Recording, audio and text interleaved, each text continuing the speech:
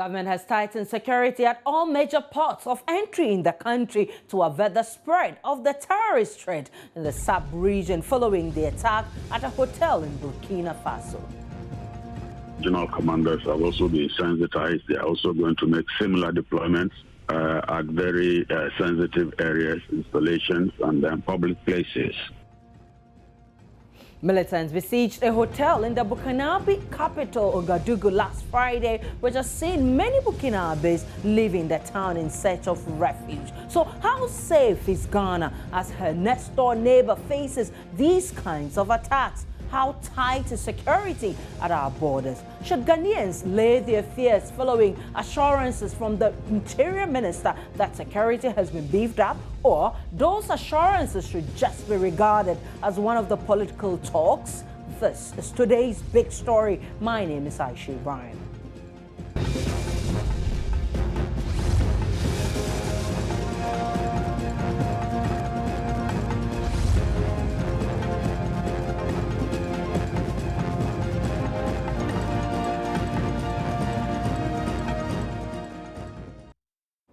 Gunmen on Friday stormed the Splendid Hotel in the nearby cafe after setting off bombs in Ouagadougou, capital of Burkina Faso, killing at least 25 people and many injured. Al-Qaeda in the Islamic Maghreb has admitted it carried out the attack. Now, the attack comes 2 months after gunmen killed over 20 people at the popular Radisson Blu Hotel in Bamako, a popular hotel used mainly by foreigners in Mali. Now, some Ghanaians have expressed worry over the attacks in the West African sub-region. This also follows concerns by Ghanaians over the detention of 2 Gitmo detainees in the country. Now, the attack, they say, has doubled their fear of possible terrorist attacks in the country, especially with the porous nature of our borders. But government says adequate security measures have been put in place to forestall any terror attack in the country and have called on Ghanaians to remain calm. The police have also intensified their intelligence unit. I know information is key to security, and all regions are also doing the same. All the regional commanders have also been sensitized. They are also going to make similar deployments at very sensitive areas, installations, and public places.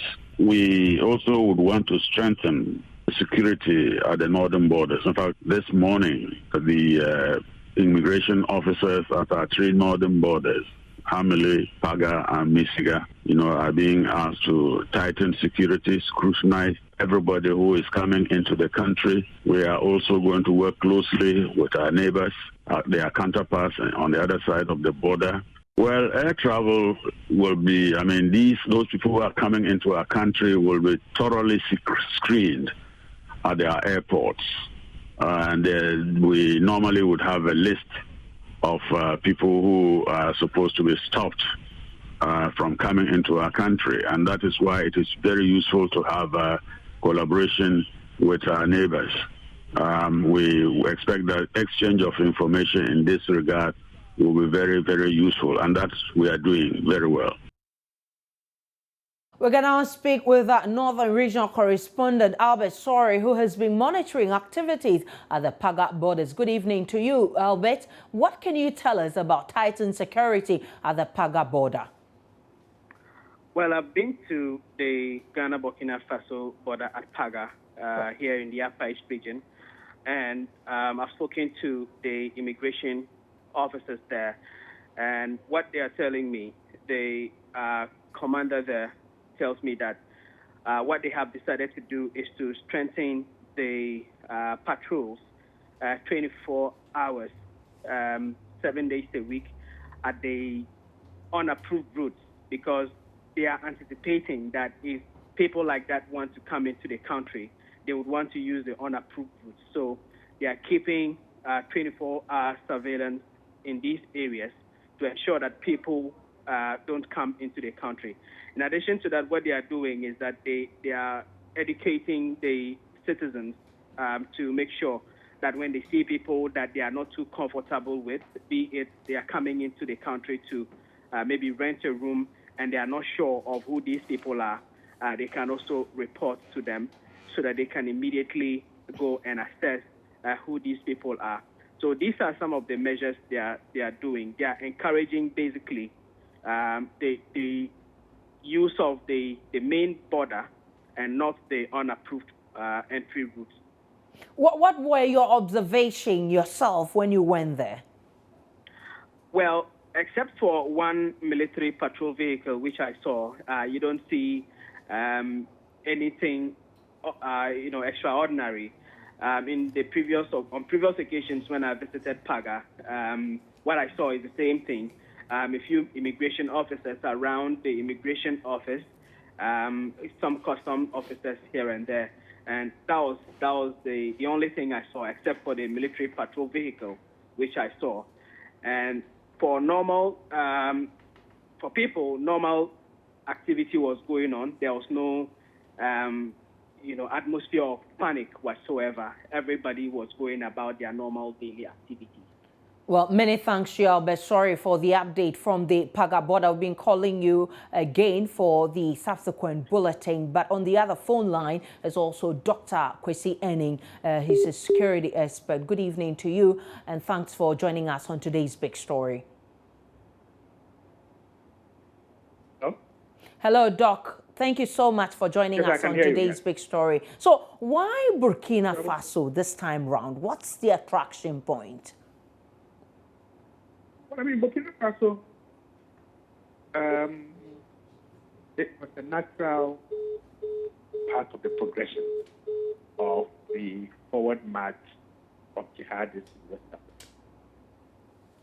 Blaise Compaoré, as president of Burkina Faso, has basically exploited insecurity in West Africa consistently for his personal pecuniary interests, has engaged with the kidnapping.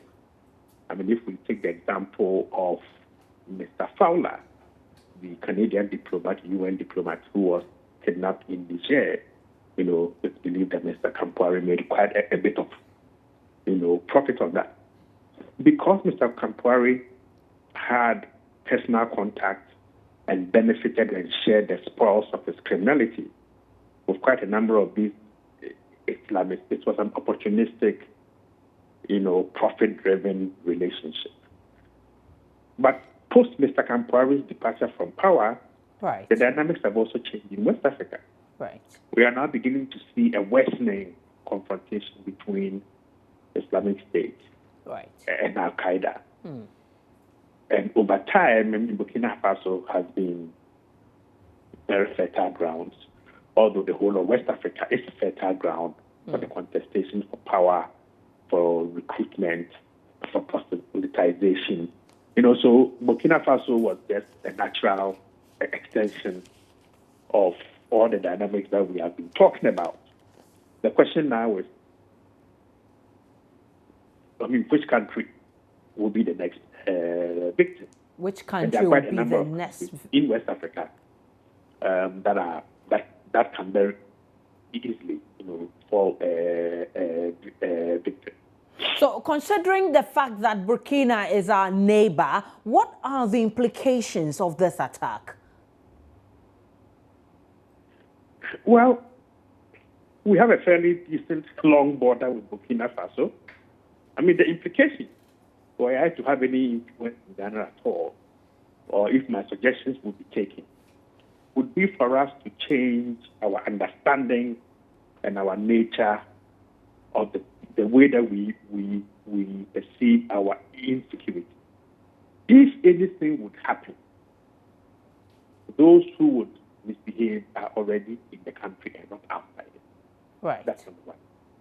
Number two, they would not need to traffic anything into Ghana, because any chemical shop that you go to in Ghana has more than enough chemicals, and if you go to the dynamite, the charges, everything.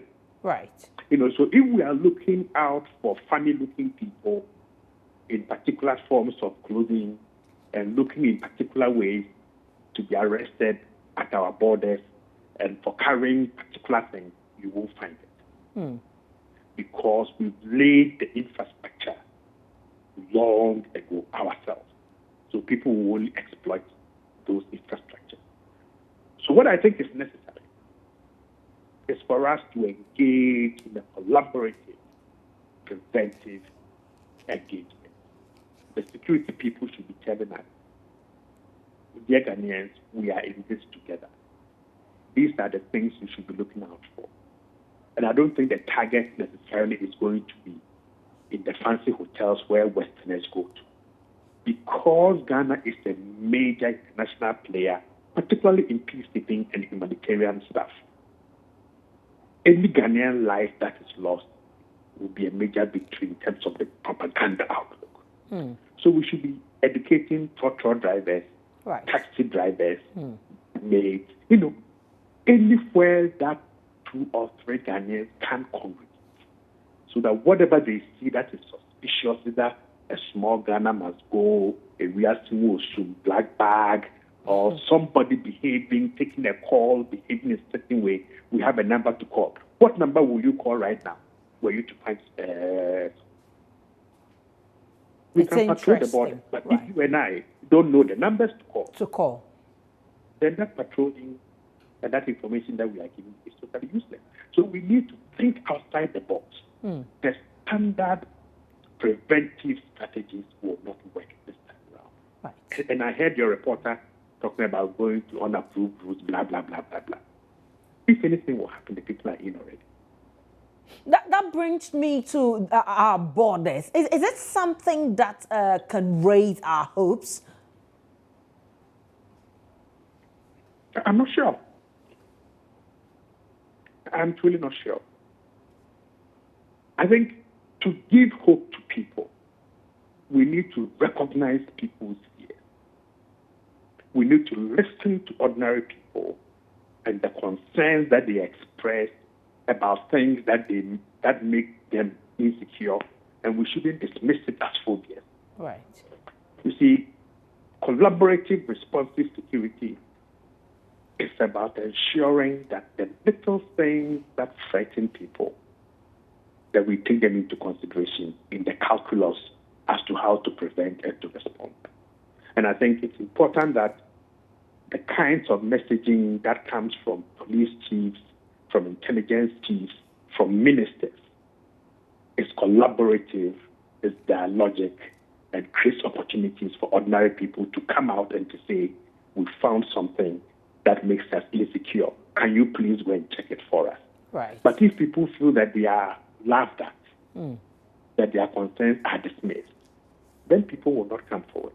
But we need to encourage people to come forward. So as ordinary Ghanaians, as ordinary Ghanaians, what should we be looking out for so we can also help the security people to check some of these things? So I think it's the security people who should be telling us.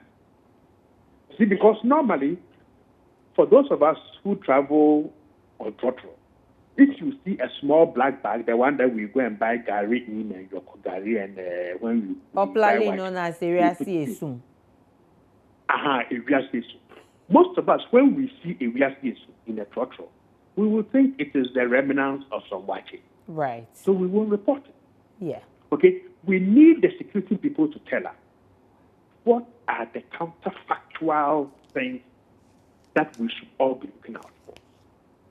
Okay. So that little things that earlier on, I mean, if you go to areas where people will do the loo in this area most and throw it away. Now, we cannot take it for granted that if you see, say, what we popularly call a kitalo lying at a place where it should not be lying, we shouldn't take it for granted that somebody has just dropped it. Right. If you see a nice mobile phone or a phone lying somewhere, you shouldn't think somebody has dropped it. Right. So the onus is on the securocrat to be telling us or suggesting to us, look, amongst the panoply of things that you should be looking out for, these are some of the things based on our experience that you should add to things that we think are suspicious. Well, many thanks to Dr. Kwesi Enindor. Dr. Kwesi Enindor joined us from the UK. Many thanks for your time. We can now speak to Dr. Vladimir Enindor. So he's Senior Research Fellow at the Legon Center for International Affairs and Diplomacy. We appreciate your time on today's Big Story, Doc. Hello, Doc. Thanks so much Hello. for joining us on today's You're very big welcome. story. You know, Ghanaians are already battling the fear of entertaining 2 Gitmo detainees already in the country. And so this kind of thing happening to our next door neighbor kind of doubles the fear that the Ghanaian is entertaining. Are we safe as a country? Well, whether or not even we had these 2 inmates from Guantanamo or not, whether or not there had been an attack in Burkina or not, we are still not safe. Terrorism today is cell-like, and they would always want to make a statement. And they would always want to just attack. I mean, there's no morality to terrorism. And they would just want to attack where it feels that the head is more, you know. So they can attack Ghana, they can attack Burkina, they can attack Rwanda at any time just to make a statement. More so when they want to make a statement, effective statement. Now, they knew what the French had done in Mali some time back. They knew that Burkina is a French-speaking country. They just want to make a statement. And there were French people in the northern part of Burkina whom they have kidnapped. There were French people in that hotel. And so anybody who is there at the wrong time is part of their game. And then, don't you see, we are talking about it. They are happy that they've made something and we're talking about. That is the essence of terrorism. And so we are not safe because at any point in time they make a target of any country they would attack.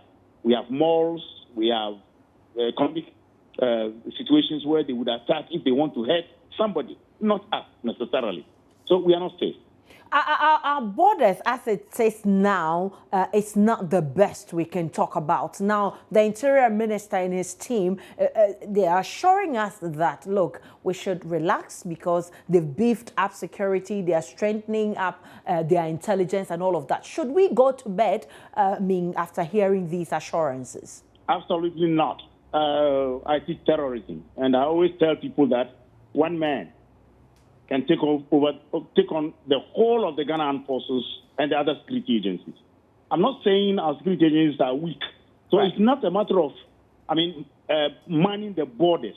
Terrorism has no border. They don't respect borders. They don't need borders. And so, yes, if you talk about the Ghana Armed Forces, we have one of the finest professional army in the world. Ghana is good, but that is not enough. Right. The best thing for security is when the nation itself is security conscious. Are Ghanaians themselves security conscious? Are they able to see what is untoward and be able to call someplace and get the necessary line so that, we are able to stem the tide? Right. I don't think that is there. That is what we should be worried about. Not necessarily how many personnel we have in the armed forces or how prepared we are. How prepared was America not when 24 of criminals entered the soil of America, hijacked American planes, civilian planes, mind you, and used them as missiles against America. Right. That shows to you that it is not borders. It is intelligence and security consciousness. Right. That is important. But come to think of it, 2 months ago, it was a hotel in Mali. Now it's Burkina. What is accounting for all of these? It's because terrorism is not a worldwide phenomenon. It is cell-like. It's not hierarchical. So there's no battlefront. And they are just fighting a kind of what we have called clash of civilizations. One way or the other, they are misinterpreting, some of them are misinterpreting Islam. And the misinterpretation of Islam means that they're using Islam as a kind of tool for realizing their aim. That's number one. Number two, again, we are ourselves guilty, like the West specifically is guilty of trying to force some values on societies that cannot accept those values. And therefore, there is what we in what conflict call clash of civilization. With this clash, people all over the world, you see, a Ghanaian went to fight for ISIS because of values, the value system, because of religion, And so we have more than close to 3,000 foreigners fighting for ISIS in faraway Iraq and Syria. Who created that problem? Right. So until we have removed those things that bring about terrorism, the world is not safe. They are not attacking Mali because Mali as a country has done anything wrong. Right. They are not attacking Burkina Faso because Burkina Faso is guilty of anything, but because the clash of values transcend borders. If my value and your value clash, we will clash everywhere we meet. So how should we as Ghanaians understand, what is happening, this trend? How should we understand it? First and foremost, we should not transport the clash to Ghana. 2-3 days ago, what I heard, I didn't like it. As if Christians and Muslims are on different lines where terrorism is concerned. Sorry. We should not transport that value system into our system. Right. Number 2, we should be extra vigilant. Right. Number 3, that extra vigilance must translate into consciousness. Our security agencies don't have to think that they are the security agents and that we don't matter. They have their profession. They should teach us. In Israel, one very interesting thing about Israel is that from class 1 to the university, people are made conscious of terrorism. Right. And they know what terrorism looks like and what to do when and that kind of thing. We don't have that. Right. We are not security conscious at all in this country, and I believe it must be a national affair. So how can we avert this? You have said that terrorists do not know borders, and so what we need to do is to beef up our intelligence. Is that all we need to do to avert the penetration of such people into our country? Yes, we can, if we are security conscious. Our intelligence was here when terrorism was able to lure some of our very viral, brilliant guys into ISIS. But if we really are security conscious, I would really know that my roommate is beginning to look awkward in some of the things he's receiving and whatnot, and then I'll report to the police. Right. You know, Abdul Mutalab, who bought his tickets here and tried to bomb a plane going to U.S., the father was conscious of something. He could see some change in the boy. The boy went to Yemen and came back. He said, no, let me report. And the father reported. But the security agencies didn't do anything about it. Right. These are some of the things we should be often. We should be able to know that something is going on in the life of some people around me, some circles are going on, etc., etc. But again, finally, let me warn. We ourselves should not be creating those bad cells that call for indiscipline. Right. It is only in an indisciplined society that terrorism thrives very well. Right. In America, because of the so-called freedom, everybody minds his own business, the terrorists were able to penetrate. Right. On the other hand, in Somalia and Kenya, where indiscipline is high, they were able to penetrate. In Ghana, we are beginning to see serious indiscipline. Azoka boys, Kwaku Mensah boys, Yao boys, and we are making fun of them. These are signs of indiscipline. On the streets, the way we throw things around, the way we fight, the way we don't obey any law in Ghana. This is an indisciplined society, and terrorism likes such a situation where nobody cares about anything and they infiltrate. Well, many thanks to you, Dr. Vladimir Enindor. You are very welcome. A senior research fellow at the Legon Center for International Affairs and Diplomacy, and he's warning that once our country becomes indisciplined, that's where terrorists want to penetrate. And so he wants that we should look at the little things around us, and when we suspect funny behaviors, we need to report to the security. That's the only way we can also help the security to check and stop the penetration of people like terrorists into our country. This is today's big story. We've been talking about the Burkina attack last Friday night, and we've been looking at the strengthening of security, because the Interior Minister has assured us that they've beefed up security, they've strengthened their intelligence, and they are on the ground checking and making sure that anything of that sort will not happen to Ghana. And he's telling Ghanaians to allay their fears and stay calm. I mean, this comes at a time when Ghanaians are already battling with the issue of 2 Gitmo detainees who are already in the country, and Ghanaians feel they're not safe living with such terrorists. But all of that, the Interior Minister has assured Ghanaians that the security people are at work. They will leave no stone unturned, and they will ensure that there is total security in the country. What we've been warned by a security expert, Dr. Enin, is that we shouldn't look out for the big things that we normally would look out for. This time, the terrorists look out for the little things that we do not respect. And so he wants us to be more vigilant and we should be security security conscious and look around. Whatever we feel is funny, it raises questions, we need to report to the security agencies so they can take action. This is today's big story. My name is Aisha Ibrahim. Many thanks for watching.